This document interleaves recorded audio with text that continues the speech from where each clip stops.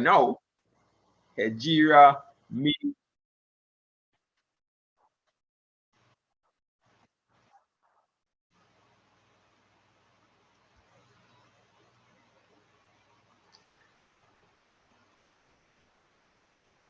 So everybody, what's up? What's up? Welcome to another episode of the HEGIRA, and this is episode number 4. Yes, we did promise that we will be with you every Sunday. This is proving to be a little bit of a challenge, but we are committed, and we are going to continue to press ahead with this message, press ahead with this platform of positivity, this platform of trying to become the best version of ourselves. As you know by now, HEGIRA, spelled HEGIRA, means a journey to a better place, and we are trying to get to a better place physically, emotionally, spiritually, metaphysically, all shape, form. We are trying to be the best version of ourselves. And so it's a very interesting program. It's all about positivity. We are not going to be promoting negativity and fight down and so on. This is about being the best version of ourselves. And so we're going to encourage you. We have an exciting program as usual. We have the word of the day. We also have our motivational piece, and then we have our topic of the day. Our topic of the day, of course, is poverty is not a life sentence, and of course we want to talk through some of the key issues with respect to how we can deal with the scourge of poverty in our life, in our system, and how we can escape that really terrible thing, as it were. Nobody wants to glorify poverty. Nobody should want to be in poverty. Poverty is responsible for the death of many millions around the world. And if you look at what has happened, given our vast resources throughout the world, this thing continue to be a scourge. This thing continue to be part and parcel of our system, and we have to find a way to minimize, mitigate, and get rid of it as far as possible. So, my friends, exciting program. We're gonna mix another music. This is not the today. We're not gonna do a music because we are still working on that system, and we are working on other aspects of the program. So don't judge us too hardly now. That being said, we're not really too concerned about your criticism, but it's just that we just want you to work with us and as we try to build this community of positivity. So, my friends, to begin the word of the day, and the word of the day is a negative word, and I say a negative word in the sense that it's a word that is not, you don't want to be called a rake hell. Rake hell is the worst description that someone can describe you. And rake hell, by its very nature, speaks to an evildoer. It speaks to a person who is a miscreant, someone who is a gyptic, and a gyptic is a word that I have created and developed, and I should be part of the dictionary. I believe in one day, gyptic is going to be part of the dictionary. And so when you think about the word rake and hell, it's like, you're basically thinking about someone who has been raked from the bottom of hell. That is what a rake is. That's how bad that is. And so you don't want to be describing that manner in that context. And so when you are a rake, you are very evil, a very bad person. And so just to put that into context, by way of our use of the word, I did an excellent post sometime back on Facebook where I said Dr. Octopus, and Dr. Octopus, as you know, is a Marvel character. If you go on Marvel, they have all these characters, Batman and Robin and so on and others. Dr. Octopus is one of those characters. So the statement or the use of the word Raquel is Dr. Octopus and his young chutney queen are true Raquels, miscreants, as if raked from the bottom of hell's cesspit. Even the devil has nothing on them, given the level of chicanery and duplicity.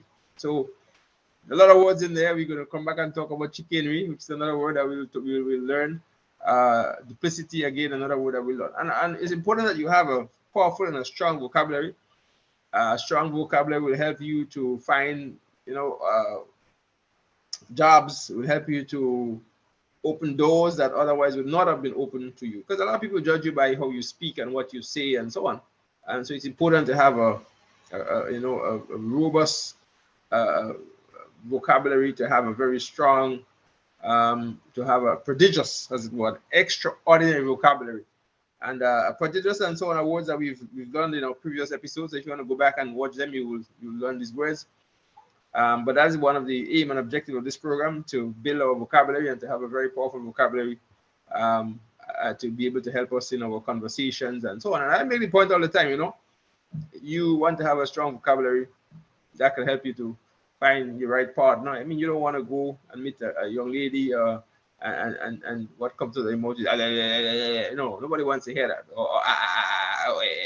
You want to be speaking fluently. You want the words to be rolling. You want the lyrics to be rolling. And so, this is important that you learn that. And so that's part of the program here. And I myself, I'm trying to build my own vocabulary. I want to become a master orator. I want to be able to speak fluently and to be able to have a plethora of words that I can string together in a fashion and form that will make music to our ears, and to be able to do it grammatically correct and so on. So that's the word of the day.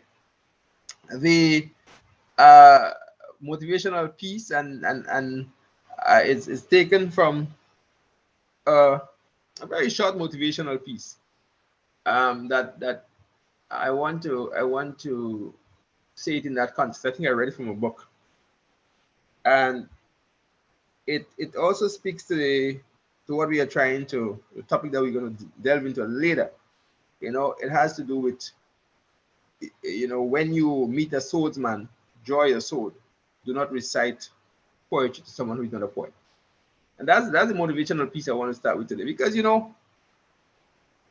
a lot of times we people tell us that you have to manage conflicts, and that's important. And what's happening in Grenada today, sometimes you have to manage conflicts. You have a little confusion, and not pull out a knife and stab somebody or shoot somebody or that kind of thing. You want to be able to discuss your issues and find solutions, because that's what makes you a man. That's what makes you a big person. Not fight and violence. Yeah. But sometimes you have to defend your character. You have to defend your reputation at all costs, because there are a lot of people out there that they would speak and they would talk and they would attack. And the moment time you respond and try to defend yourself, then they cry and start to behave as though they are the victims. And that is just a strategy to maintain their power and to keep them keep them doing what they are doing, as if to justify. So they always try to play the victim. So they will come and they will say the most vile things about you, the most derogative statements they will make. They will laugh at you contemptuously. They would try to defile and defame and do all kind of thing, and to demonize rather. But when you respond, they then begin to cry and bawl and say, "Oh, I have one limb, or I have a speech impediment," and so cry under the banner of as if they're as they say, I don't want to say invalid, but invalids, but they're differently able, as it were, or they have a disability or deformity. So we have to stop that, and you see that every day in society. You hear it from all form and fashion, where people are crying and they're attacking, and when they get attacked, then they basically start to cry foul. And so we have to guard against that. And so the positive message, what I'm trying to say is that, when you meet a swordsman, draw your sword. When people attack you, attack your reputation, do not turn the other cheek. Do not kick the can down the road, because you may well run out of chicks to turn, or you may run out of roads, and so there's no more road, no more road to kick the can. You have to stand up. And it reminds me, of growing up, because I was bullied a lot growing up because of poverty, and then we will talk about that a little more. But as a young kid growing up, I came from a very humble beginning. My family was extremely poor. And I mean, we had food because my father was a fisherman. Also did some farming. But outside of that, he had no lands really to farm. He was basically farming as a laborer for other persons. And then, of course, he fished with a little boat and so on. And so we always had food, right? Always had food. But in terms of other material possessions like clothes and, in the case of your kids, you want toys and bicycles and so on. And I mean, we never had that. I slept at the foot of the bed on caucus bags and bedding, pieces of clothes that were no longer, you were no longer able to wear. I slept on that at the foot of the bed. And and when you peed in the night, you had to put out in the sun to get some heat and try to avoid the bed bugs and so on dealing with you in the night. A lot of things that people don't know. And so I was very offended sometime back when we were doing my one of the programs that the government was implementing, and we were delivering on the program. And someone made the point that as if I forgot what it meant to be to if I forgot what this thing of poverty felt like. And I'm like, you can't be serious. As someone who has never had felt poverty in their whole life, as far as I'm aware, but they trying to pretend.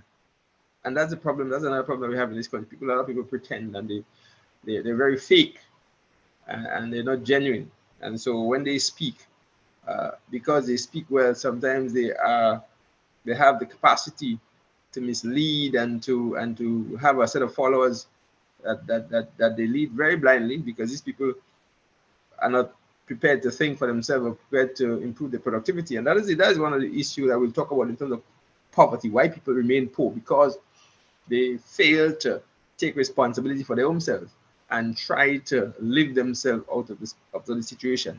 And so they believe everything that people tell them, never stopping one day to think for themselves and to try to rationalize and understand and make sure that they are not being led as sheep, because if you are a sheep, you are very likely to be a victim of wolves in sheep clothing.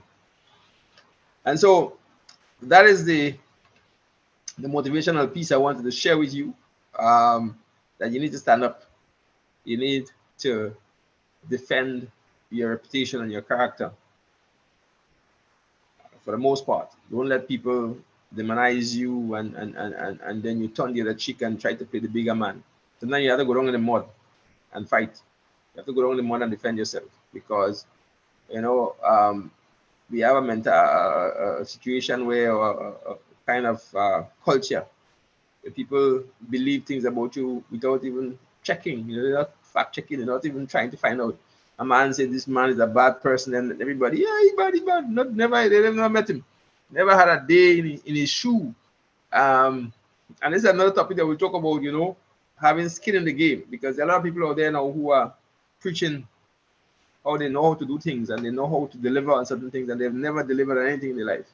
It reminds me of the persons who always like to give marriage advice. I mean, you have never had a decent relationship in your life, right? You have always had a broken relationship, broken marriage, and you want to give people marriage advice. Yeah, are you qualified to give marriage advice? You're a failure.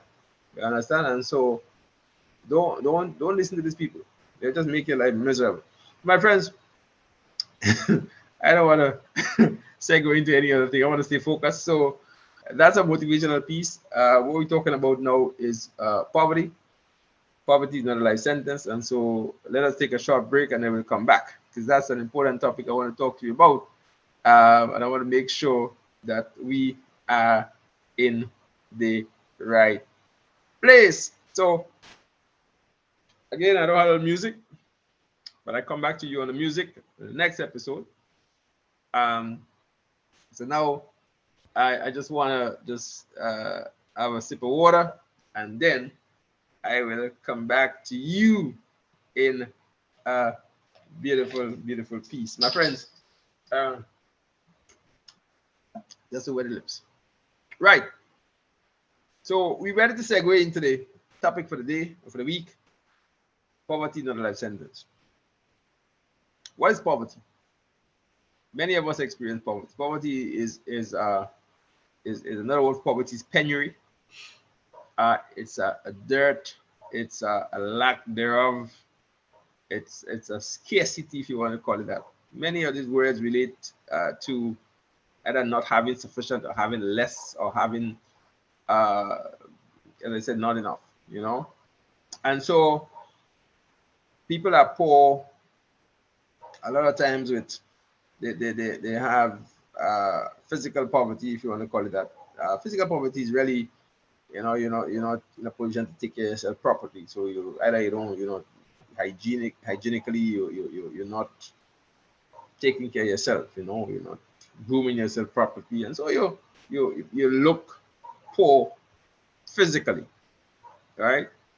Of course, poverty again, you could be poor in the sense that you don't have enough to eat, or you don't have enough to meet your basic needs: food, in clothes, shelter, medical care, those kind of things. And so it reflects on you otherwise, it reflects on you. If you sleep outside the house, or outside in the rain, of course you would look weathered, unkempt, battered, bruised, and so on. If you don't have enough to food, you will look enough to eat, you will look malnourished, you will look hungry, you will feel hungry, the pangs of hunger. If you don't have certain resources, you can't go to school, you can't eat in a restaurant, you can't do something. So that's poverty, and that's the poverty that we're going to really talk about. But there are other forms of poverty. People can be poor mentally, and I spoke about that a little bit. Where you really don't have the capacity to think for yourself. And so people, you are easily led astray, and people can take advantage of you, and so on. And so there's all those kinds of poverty that could befall you. And sometimes we find ourselves in these situations through no fault of ours. And I don't want to say fault of our parents, because our parents, for whatever form or whatever reason, may have found themselves in that particular situation. But what is important is that we have to understand it's not a life sentence. So your parents may be poor. It doesn't mean that you have to be poor. Or let's suppose you're in poverty now and you're trying to get out. What you could ensure or try to achieve is that your future generation, your children, and your children, they are given a better chance to elevate out of poverty, and to increase their productivity, and to become very productive citizens. And so that's where we should be thinking. I may sacrifice now for my children. If I am, for example, in a situation of poverty, I may don't have enough, but I try to make sure that they have everything they need to be able to get them in a better position. So I make sure that I send them to school, and then we find that education is one of the most potent, and when I say potent, I mean one of the most effective drug for poverty. So if you're poor and you want to get out of poverty, focus on education. Make sure that your kids get to school, and make sure that you whatever sacrifice you have to make. And it's also on the government in terms of trying to make sure that people have access to education, access to opportunities to learn. And one of the things that I found, trust me, we are living in a world where it has become so much easier to educate yourself. And education is not, I want people to understand, education is not just you go to school and that's it. Education or learning is a lifelong thing. It's something that you do every day. You have to strive to learn something better.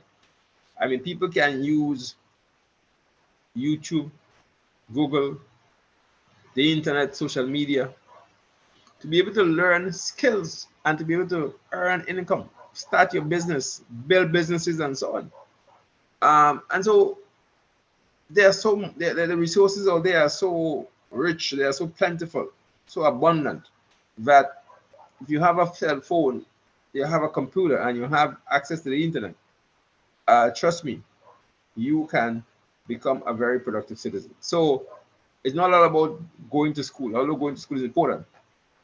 I'm just making the point that it has become a lot easier to learn things. I have learned, for example, how to grow vegetables and so on through a hydroponic system. Prior to this, I have not even the knowledge of hydroponics. I saw it on the internet, and I was impressed by the fact that a man can grow lettuce and so on, kale in his veranda, in his basement. And I did my research, and boom, I was able to grow some very healthy, and I say healthy, healthy in the terms of healthy looking lettuce and kale and so on in my veranda. So you can scale this up because it didn't take a lot of resources. It's not a lot of resources to do that. And you can be able to supply whether the supermarket, whether to supply your own kitchen, or whether to supply some some of the business that you have. The point I'm making is that there are opportunities over there. You can perhaps learn coding. You can learn YouTube. YouTube is also a very important source of revenues. If you are able to build a platform and you're able to get the number of subscribers and the number of views and so on, YouTube will pay you. A lot of people don't know that. I think Facebook also has some opportunities where you can earn income through a Facebook platform. So if you are an influencer and you have a message and you want to share and you want to build a community, you can use that platform to be able to find a source of income and to be able to build yourself and to elevate you out of poverty. So my friends, the point I'm making is that there are options, and education is the key, is the most potent form or weapon or drug or to deal with the whole issue of poverty. So focus on education, focus on empowering yourself, empowering your mind and to thinking for yourself, thinking creatively, and being able to rise out of the situation that you are in through this very powerful method. And many of us can speak to the impact of education in our lives. I was making the point earlier that I was born in very humble beginnings. I mean, dirt poor, if you want to call it that. I went to school bare feet. I had very little to eat as a growing up. I mean, someone once said to me, Mike, it's a good thing you get big. A good thing you grew up, because you were a streak of misery as a young boy. Well, that's fine. I see some pictures from back then, and I laugh because I was really skinny. I was skinny, and I looked a little bit bad, but that's fine. I am trying to make sure that I do certain things right, now that I have an opportunity to do so. And it was through education, through hard work, through working smart, through spending time reflecting. And a lot of times you have to spend time thinking well ahead because, and that's another topic that we'll talk about. You have to always find your purpose on this earth. Why are we here? Are we here just to eat and sleep and get up and then die? It's something that we always have to reflect on. So my friends, the basic message is that poverty is not a life sentence. Where you start doesn't determine where you end. You can make a difference. You can change. Education is key to that. Self-awareness, being able to make a firm decision in your mind that you are going to not remain in your situation, and that responsibility is yours. It's not the government, it's not your friend, it's not your neighbor. That they are not responsible for what you're going through, right? And even if they are, it doesn't mean that you cannot get out of that situation. You have to find a way, and you have to find a way because you have to have a strong mind. As a man thinketh, so easy. And so if you think positively, you think, you think ahead, you think about how to rise above your current situation, and you focus on these things, trust me, you are going to get there bit by bit. You are ahead of the man who is standing. So if you make a small step, even a baby step, you are still ahead of the man who is standing still. All right. Do not spend all your time on Facebook listening to these videos and that don't make sense, that doesn't add value to your life. It's all about the conversation, and that's one of the focus of this podcast as well, is better future conversations. The conversation you have will change your life. All right. And if you don't have any right conversations, the conversation that will help to build you and make you a better person, you need to change those conversations. And if you can't change this conversation because you're having difficulty changing the conversation because the people are wrong you, then you need to change the people. And change the people mean that sometimes you have to be alone. Sometimes you have to be your own leader. You don't have to be a follower. You don't have to, at some many a times, revolutions, if you want to call it that, or many a times movements have started by one person without a follower, you know, and you have to show leadership even if you are doing it alone. You don't have to have a bunch of followers behind you. Eventually, they will come when you realize the positive message that you're preaching and how you are getting things done. So, my friends, that's all for today. We are streaming live on YouTube. We're going to be streaming on Facebook very shortly. We're going to take in your calls and so on. We want to make sure that we get this thing on the right foot, you know. So, until then, boom, bam, out.